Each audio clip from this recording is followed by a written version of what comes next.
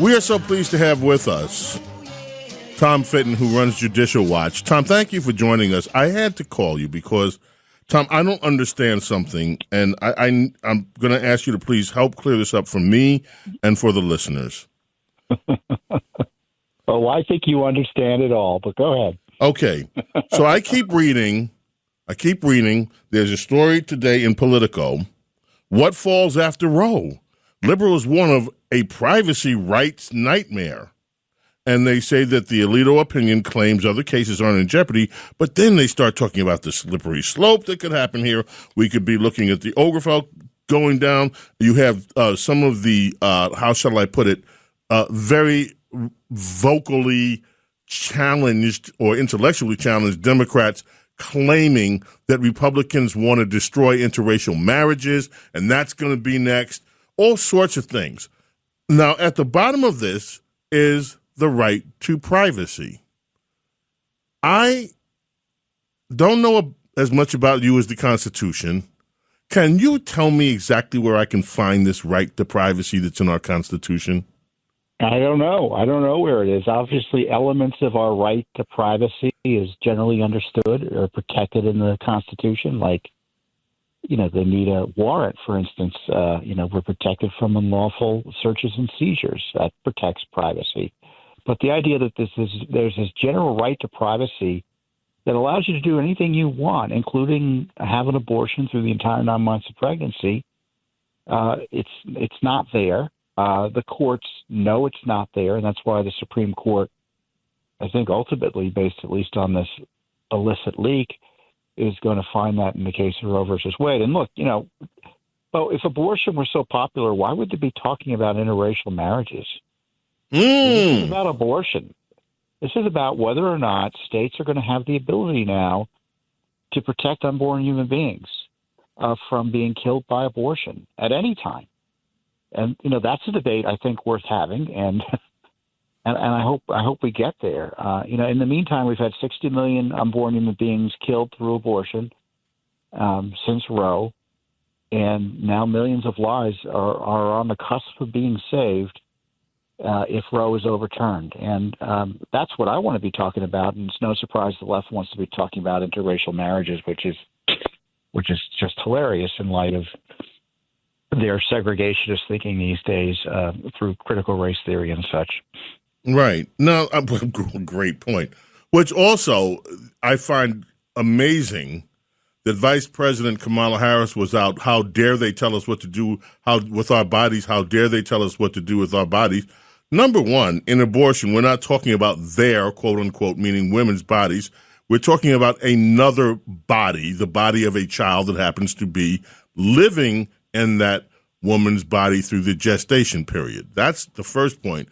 But then the very notion that the Biden administration is up on its hind legs telling us once more, how dare us. These are the people that just got through mandating a vaccine and firing people if they didn't take the vaccine.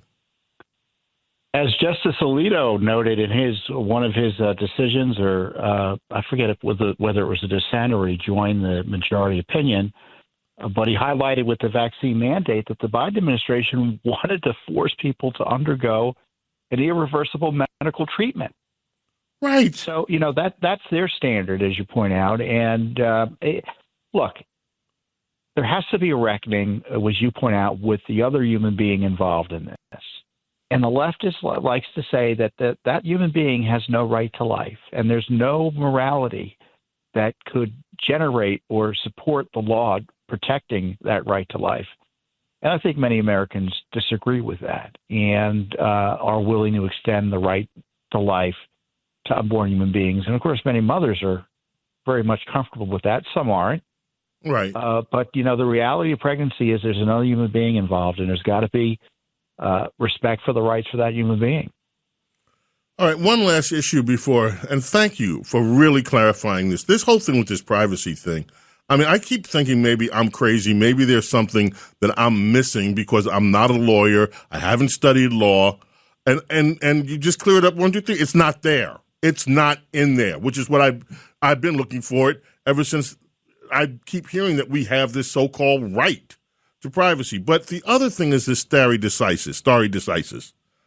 So I keep reading over and over again that this is horrible. Oh my goodness, they're overturning 50 years of precedent.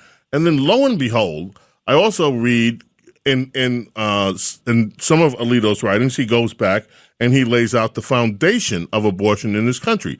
And as it turns out, since our Constitution was founded up until the time that Roe v. Wade was made law, that there was another precedent that was a lot longer. And the precedent there was that in most of the states of the United States of America, abortion was illegal.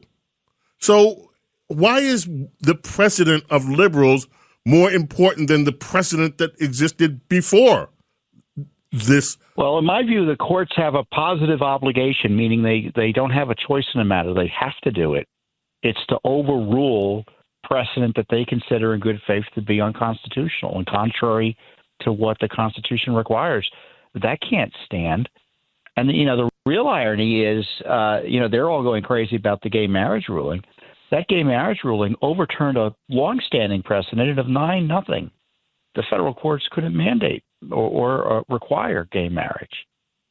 So, look, it all depends on whose ox is being gored here. When you hear precedent, you should just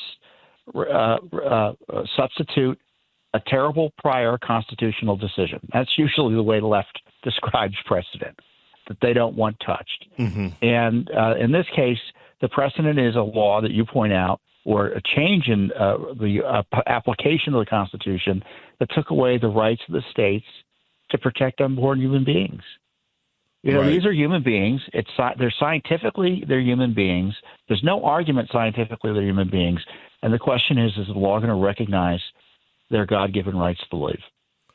How can people help your organization? Let me just say before you give it, ladies and gentlemen, the reason that I asked Tom to come on here, Judicial Watch has been fighting for you for almost 3 decades or more. They in the very beginning, when Bill Clinton and Hillary Clinton reared their heads and really were bringing the deep state into all of our lives, Judicial Watch was the only group, the only legal arm that we had to fight these people back. And they took a lot of heat. Today, they are still fighting. They have been fighting through the Obama years. They have been fighting the corruption in Washington, D.C. This is not a cheap venture.